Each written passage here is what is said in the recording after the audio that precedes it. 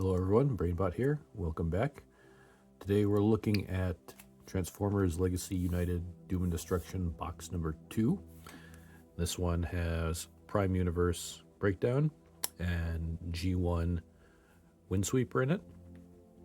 And Amazon finally sent me this box, so take a look at it. So just like the first box, this one looks really nice. The artwork is bright and eye-catching. We've got the tentacle symbology from the Mayhem Attack Squad. On either side, we've got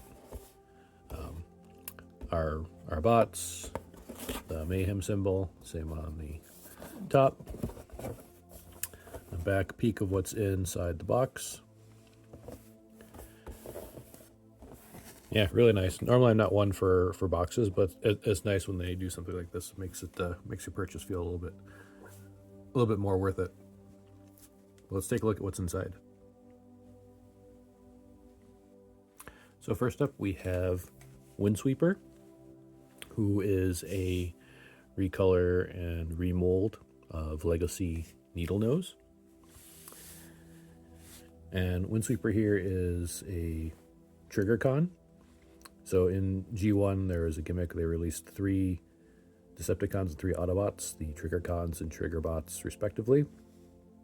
And their deal was whether you're in robot mode or alt mode, you would press a trigger, and they would have a set of guns that would flip out. So far they've released Crankcase in the Legacy line, Windsweeper, and the last of the Trigger Cons is coming up in the 3rd Doom and Destruction box, which is Ruckus. Take a good look at Windsweeper here. So he's got a brand new head sculpt. Does look really nice. He's got that khaki brown, orange face, and yellow eyes painted in. I like the brownish red he's got here on the torso and legs. Silver with the Decepticon symbol. That really pops. And on the knees. Other than the paint applications, everything else is the exact same as on Needlenose. Got the Mayhem symbol right there, and just like Needlenose, there's a lot of hollow bits on him.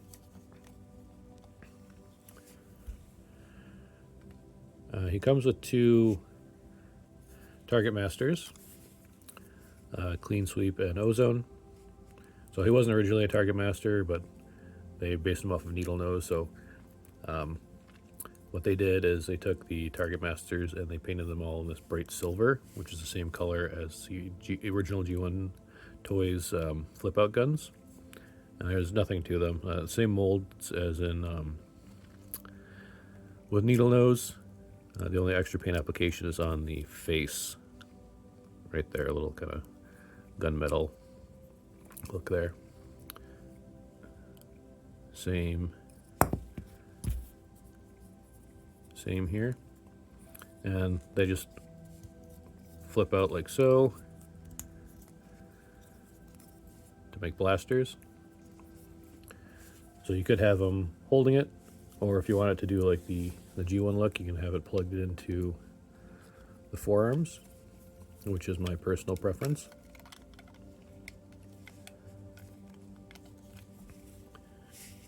You have them looking like that. He's also got ports in the shoulder and on the shins.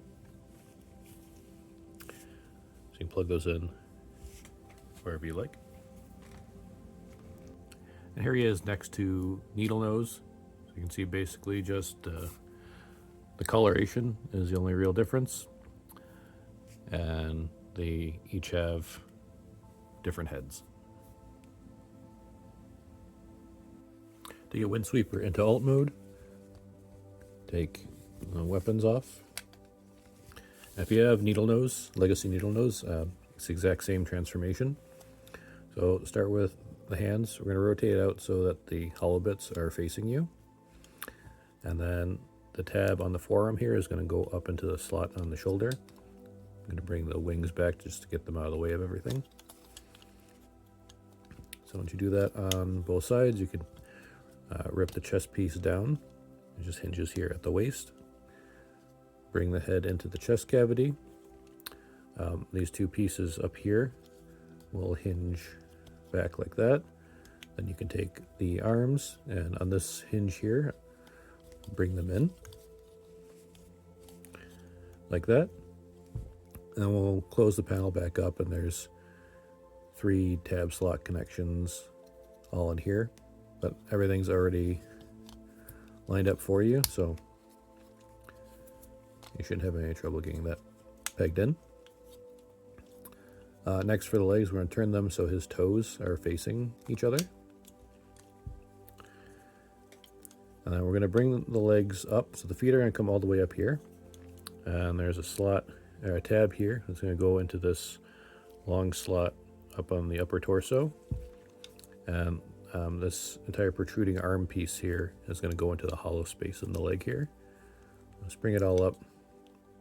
As you slide this up over first, and then push on the thigh to get it to go in.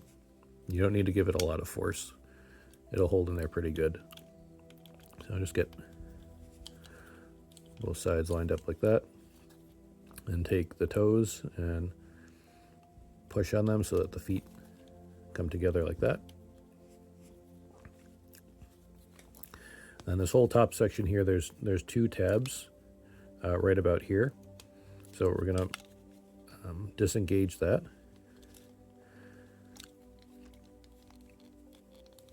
Just pull it till it comes out. You can see there's 2 tabs right in there, and they were in these slots here. There's another set of slots right in the back there. So we're going to bring this whole piece back and put those tabs into those slots there. And as you're doing that, there's 2 holes here under the thruster that are going to go into the tabs on the feet. So you have 2 different sections where this whole top piece is going to tab in. Just get that all lined up and push it in together. Hold that in place. The wings just kind of sit down there like that. The last thing to do is to take the cockpit, and we're going to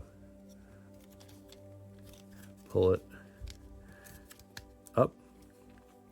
It's tabbed in under here, so you pop that out and hinge it forward, and there's these 2 tabs here. They're just going to kind of sit into grooves right in here. Just bring that forward, make sure this piece goes under this lip here. Just push that in.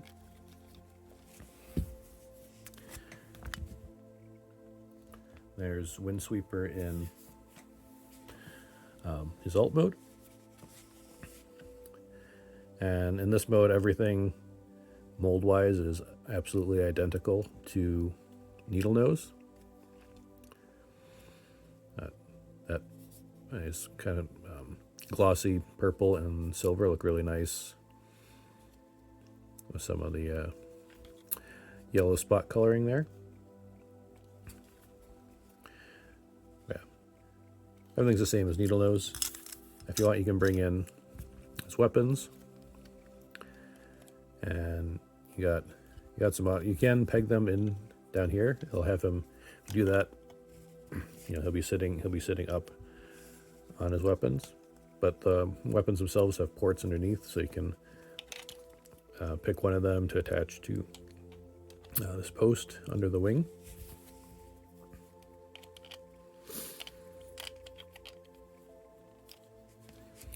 Like that, you have him all armed up.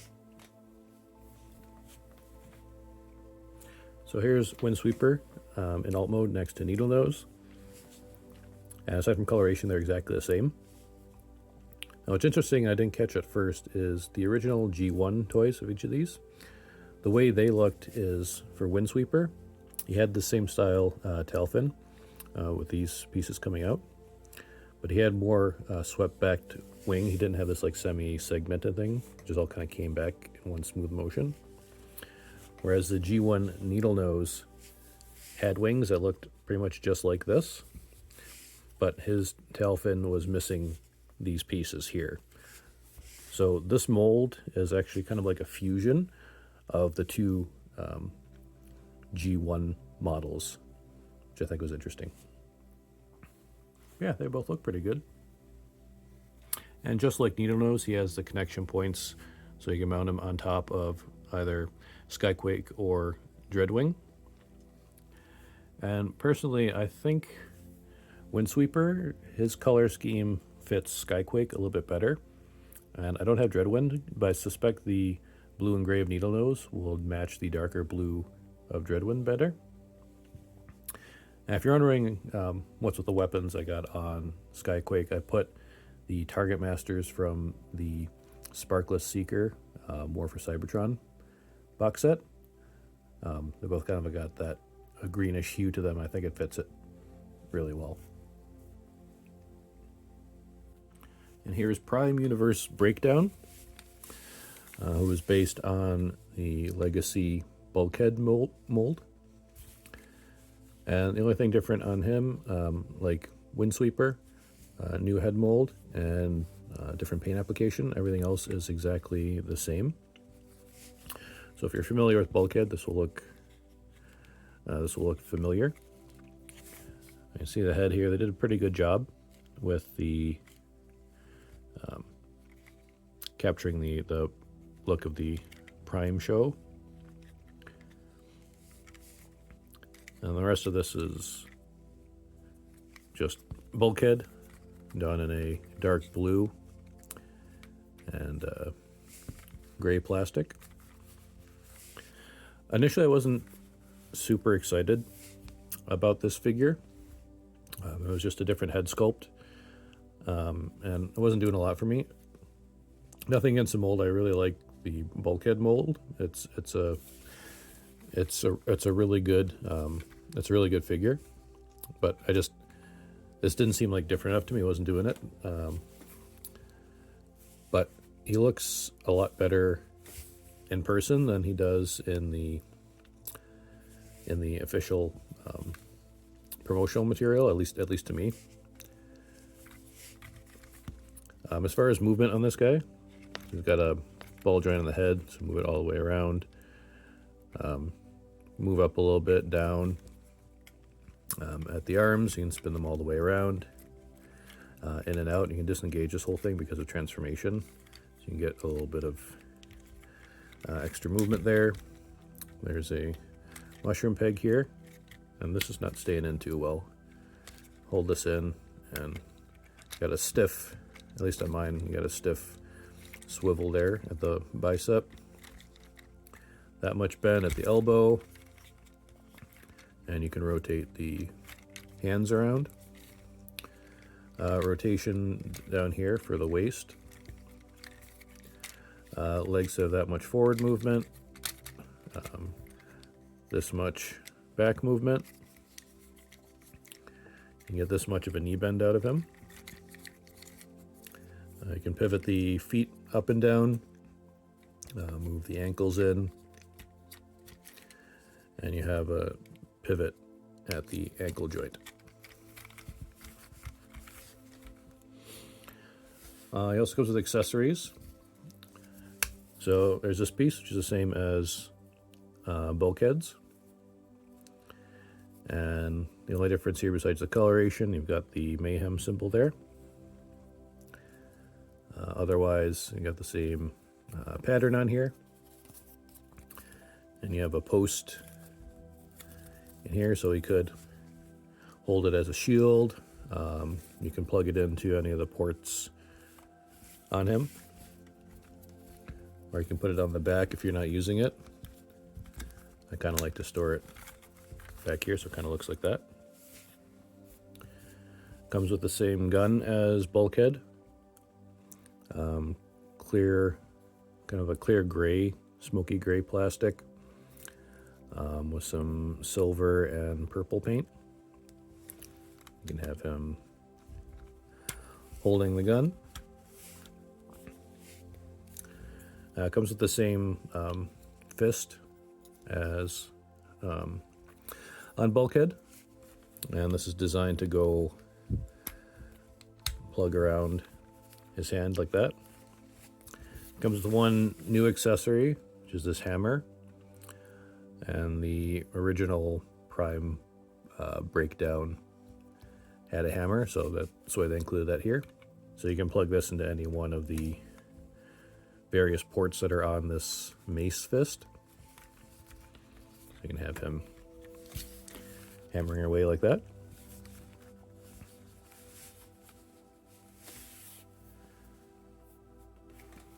And here he is next to Bulkhead. You can see the colors and the head sculpt are the only thing that's different here.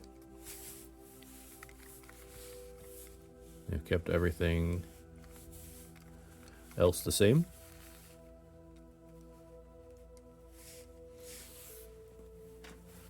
So I mean, both these figures are they're good solid figures. There's good posability on both of them. I think they look nice. You know, they got this big, you know, beefy look to them. But really, there's not much aside from the color and the head to set them apart as separate characters. But I do think that like this color scheme, especially in person, looks really nice. So the transformation for Breakdown is exactly the same as Bulkhead. Let's get the arms disconnected from the main body. And we can lift it up. And if we bring the arms down, they pivot on this section here. That'll let us bring this all the way up, push the head down. Then that will give us access to this panel here, which we can flip up, and that will close up the hole left by the head.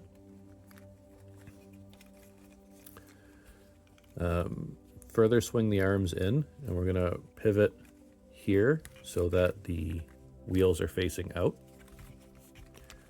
Do that for both sides, and while you're doing that, there's a dual tab slot connection here, so you can push that together to keep that in place.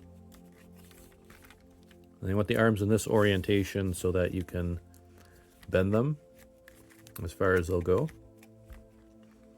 and bring the cab down over them, and it'll just kind of click in place. For up here, you can bring down these two wheels and just split them apart so they sit like that. Down at the waist section, we'll bring up this blue piece here, so it's like that. And then this section here will also disengage. Pull that apart. So you have it looking like that. Down at the legs, flip open this panel and we'll reveal the gas tanks. It's on a ball joint, bring it out and spin it around. Close that back up. Same thing on the other side, get that gas tank out.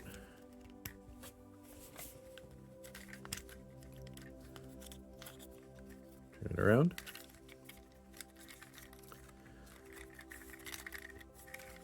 What I'm going to do is bring leg down like that, bend it.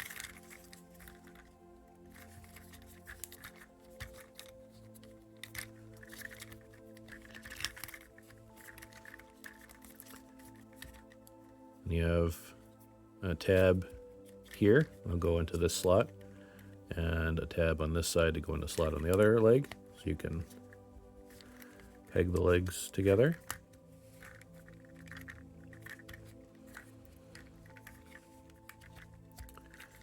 And the way you want the orientation is you're just going to line up. There's a slot on the gas tank. A tab on the gas tank is going to go into a slot on the thigh there. Just want to line it up so that the tab slot connection will go in. That way you know you've got it lined up the right way. Just get like that on both sides. For the feet, you can fold in the heels and then just flip up the feet. The whole section will rock up. And you've got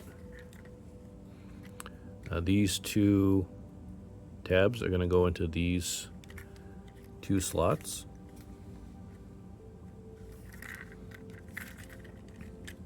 You're going to collapse this whole section and this section at the same time. So that's all going to compress up.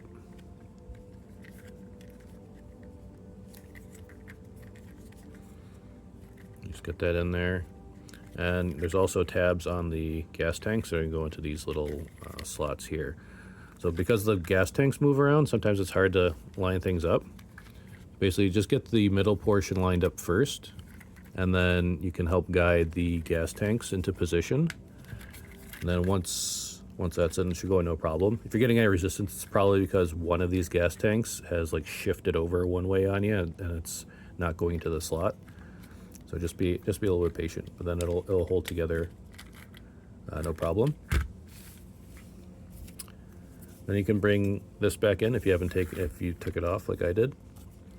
And there's this, bring down the peg if you were using it as a shield, and then this molded in peg here will just go over this port here.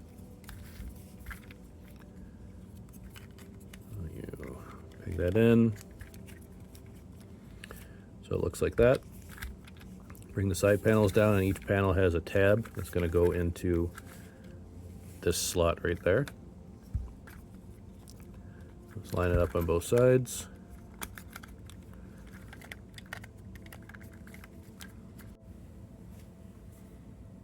And you can store all of Breakdown's weapons on them in alt mode.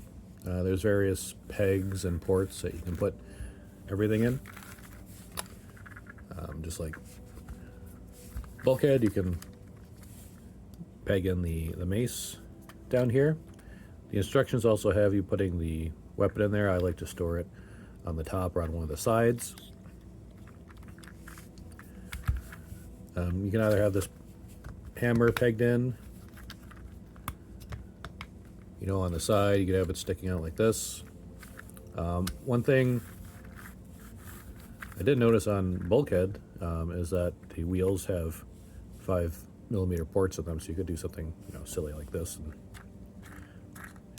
have a weapon spinning out of the wheel if you want.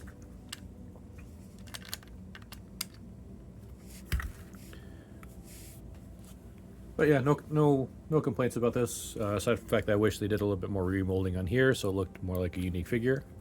But it's okay. Something I want to mention before I forget: a couple things to look out for on Breakdown, which is same problem as bulkhead. Both the cap sections are cast in clear plastic, so clear plastic is always weaker than the opaque plastic. It just breaks easier. So if this is dropped or too much force is put on it, it could snap. At least it'll have a higher likelihood of breaking than the other plastic on it. So that's something to keep in mind.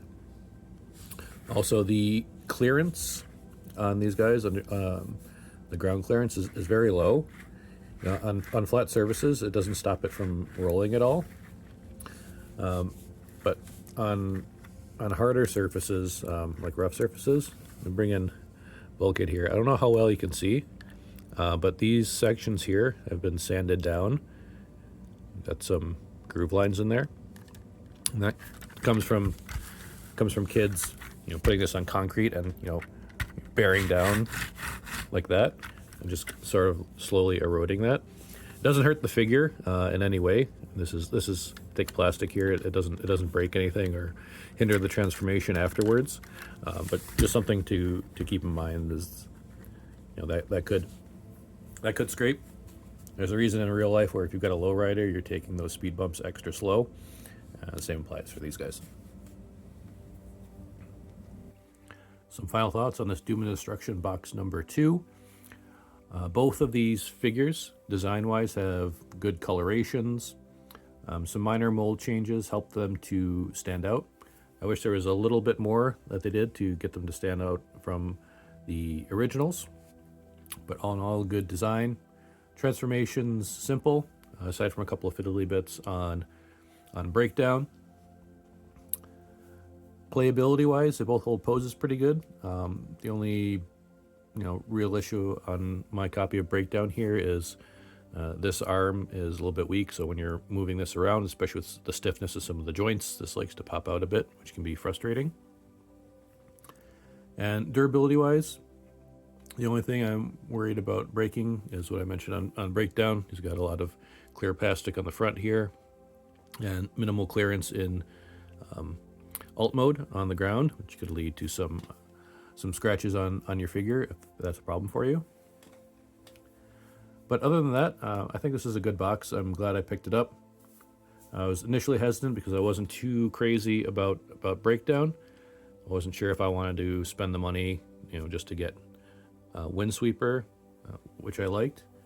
But seeing both figures in person, I think it was a good choice for me. These are available on Amazon, and they're still up there along with box 1. Box number 3, which has IDW Bludgeon and the last TriggerCon Ruckus, is up for pre-order. Amazon Canada is telling me that they'll start shipping that out October 1st.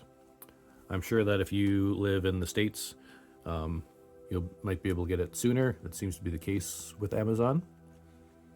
But I'll definitely be getting it, and when I do, I will review that box. And yeah, I'm looking forward to it. That's all I got for today, so thanks for watching, and I hope to see you next time.